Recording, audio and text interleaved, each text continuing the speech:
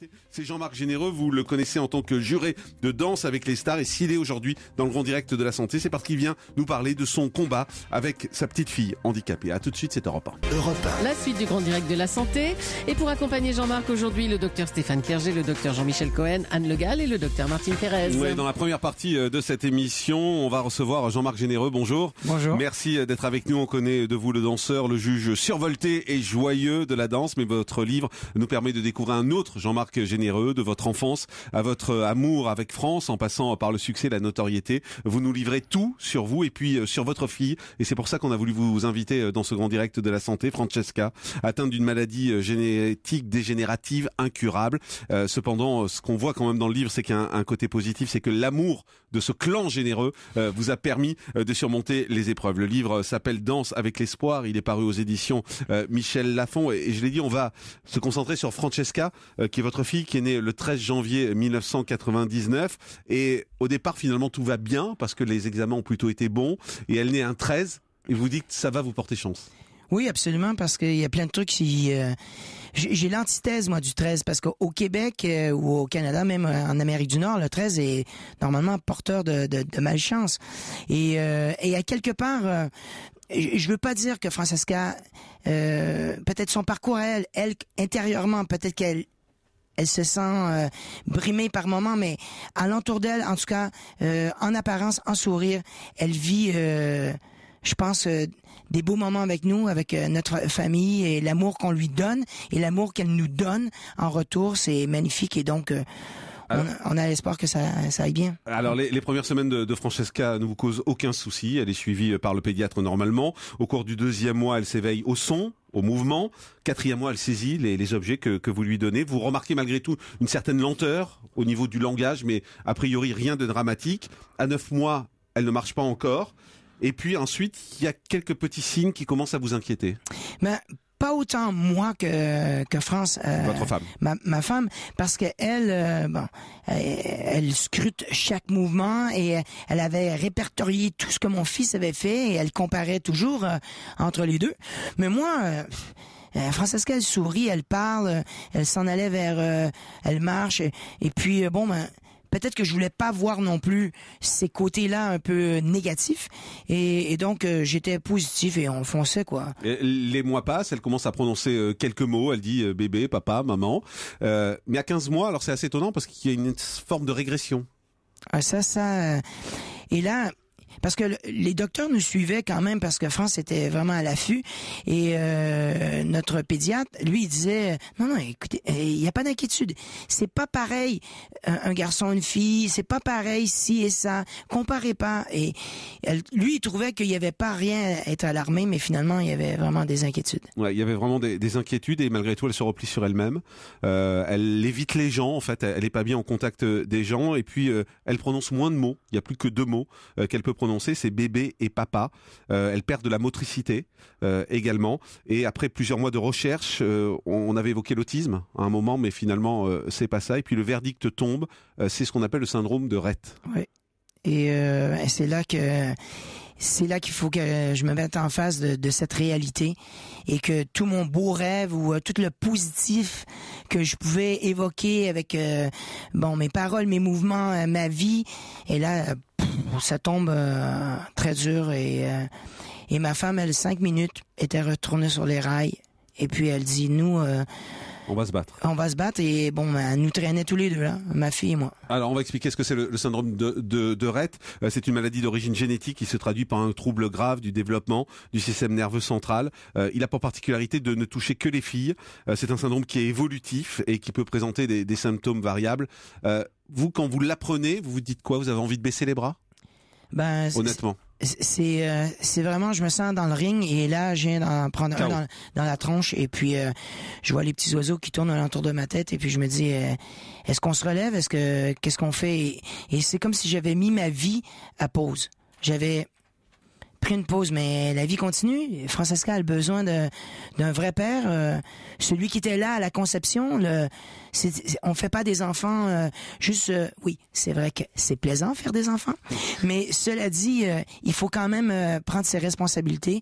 Et ma femme, elle, c'était le capitaine à bord, et là, j'étais le moussaillon. Même, je pense que j'avais quitté le bateau pendant quelques semaines. Mais vous vous dites quoi? Que c'est injuste? Qu'il y a une forme d'injustice? Pourquoi ça tombe sur vous? Ouais, non, mais ça, c'est le questionnement, il est complètement profond. On dit, pourquoi moi? Et pourquoi ma femme? On est en général porteur de bonnes nouvelles, on fait des spectacles, les gens sourient. Vous avez envie de donner du bonheur aux gens, on donne mais c'est quoi ça? Et après, je l'évoque pas dans le livre, mais j'ai un pote à moi qui, lui... c'est un Anglais qui a plein de billets, il est riche, et puis il y a un fils qui est en Australie, et puis finalement son fils tombe un diagnostic pour un enfant qui... Je recommence. Allez.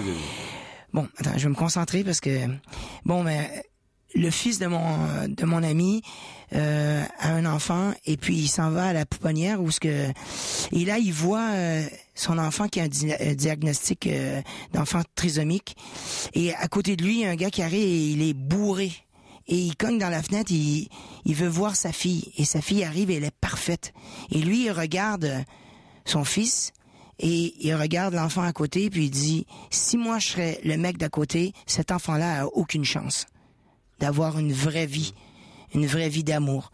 Et donc, c'est quand Ron Gunn, le gars qui m'a conté cette histoire, j'ai réalisé à ce moment-là que peut-être qu'elle est tombée chez moi, parce que si elle était tombée pour le gars à côté, peut-être qu'il y aurait eu un autre destin. Et donc j'ai relevé mes manches, et puis je suis redevenu le père que j'étais supposé devenir. Hein. Je vais vous poser une question qui est peut-être un peu difficile, mais est-ce qu'à un moment donné, malgré tout, ne serait-ce que 10 secondes, 15 secondes, on n'a pas une forme de rejet de cet enfant? Non. Jamais? Non, c'est plus, c'était beaucoup plus de l'introspection vers moi. Et j'étais beaucoup trop, centré sur vous-même. Oui, ça me faisait mal à moi, ça me faisait si à moi, mais, c'est elle qui a besoin d'aide, c'est pas toi. Toi, t'as tous tes membres, t'as tout pour poursuivre une vie et pour aller loin dans la vie, et t'es équipé pour l'aider elle. Arrête de plaindre, arrête de pleurer, et donne-lui la joie qu'elle mérite. Non, jamais j'ai regardé Francesca, mais jamais. On l'aime autant, cet enfant? Vous l'aimez plus? Il y a quoi dans votre tête? On l'aime autant parce que des enfants, on peut pas en favoriser un ou l'autre. Jean-Francis, qui est votre autre enfant, qui est mon fils, m'apporte autant de joie, ou des joies différentes, et de façon même très différente. Et d'ailleurs, je dois vous dire un petit truc qui est trop fort. J'étais en train d'écrire cette autobiographie, et ma femme, elle était pas d'accord. Parce que dans l'expression vie privée, il y a le mot privé, puis elle dit, pourquoi tu nous mets sur la place publique comme ça? Mais j'ai dit, j'ai des choses à dire à la France, parce que je veux aller très loin avec la France, et je veux leur dire d'où je viens. Et là, on s'est pris la tête, et mon fils m'a envoyé un texte, il dit, j'ai écouté la querelle que vous avez eue, il m'a dit, papa, fonce, finis ce livre, parce que tu peux aider plusieurs autres papas. Et je vais m'arrêter là, mais je veux juste dire que il a compris pourquoi je faisais ça. Il m'a dit, je vais m'occuper de maman.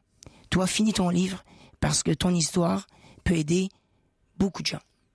Et et j'ai réalisé que ce que je lui avais donné comme amour, parce que souvent mon fils, j'ai eu l'impression de le négliger au profit de Francesca, parce qu'il s'est fait dire, juste un instant, Jean-Francis, il faut que je m'occupe de ta sœur. Juste un instant, je peux pas aller là parce que ta sœur est en crise. Ta sœur assis. Et j'ai réalisé qu'il comprend l'amour qu'on doit donner, et je suis heureux de ça. Docteur Stéphane Clerget, c'est vrai que c'est pas simple quand on se retrouve dans une situation comme celle-là. Oui, ce qui est intéressant dans le témoignage de Jean-Marc et dans son livre et également, c'est que du coup on voit par où passent les parents sur le plan émotionnel. Et ce qui est en tout cas intéressant, c'est de l'importance du témoignage, justement, pour pas rester seul avec ses ressentis. Le premier d'entre eux, on l'a entendu, ça peut être la culpabilité. Hein. Est-ce que c'est parce que j'ai pas été stressé pendant la grossesse? Et même quand on nous dit que c'est génétique, comme le syndrome de Rey, on dit j'avais des mauvais gènes, donc de toute façon, quoi qu'on fasse, il y a de la culpabilité. C'est intéressant. Vous l'avez ressenti, cette culpabilité, Jean-Marc Généreux? Absolument. Je peux pas aimer une femme plus que ça. C'est impossible. Le coup de foudre à 9 ans, tout ça, c'est impossible. Et votre femme que vous connaissez depuis 9 ans, hein, parce qu'on n'en a pas parlé. Et tu dis, mais attends, pourquoi nos chromosomes créent des trucs qui sont anormaux? Tu dis, mais non, l'amour, c'est pur. On devrait juste marcher, se regarder, et poum, on remplit une équipe de foot, quoi, avec des enfants. Ça devrait se passer naturellement. Mais non. Et vous dites, Francesca n'a pas demandé à venir rejoindre notre famille, c'est France et moi qui l'avons voulu. Ben oui, on force la nature. Il y a plein de moyens de contraception, hein. On peut s'amuser toute notre vie sans avoir d'enfants.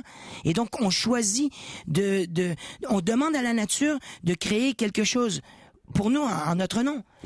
Oui, et à la fois Françoise Dolto dit que c'est l'enfant qui décide de naître. Et on le sait bien, il y a parfois des moyens de contraception et l'enfant arrive quand même. Et c'est vrai que se dire ça soulage un peu, en disant il a quand même il ou elle. Alors ça, c'est évidemment des positions un peu philosophiques. Mais l'autre sentiment aussi, c'est évidemment l'angoisse. L'angoisse pour l'enfant maintenant, mais on est là, on va tout faire pour lui. Mais c'est l'angoisse aussi pour plus tard. Et quand je ne serai plus là. Parce que le problème d'un enfant handicapé, on a le sentiment que c'est un enfant qui ne grandira jamais et qui restera tout le temps enfant et qui du coup un jour se retrouvera un enfant sans parents.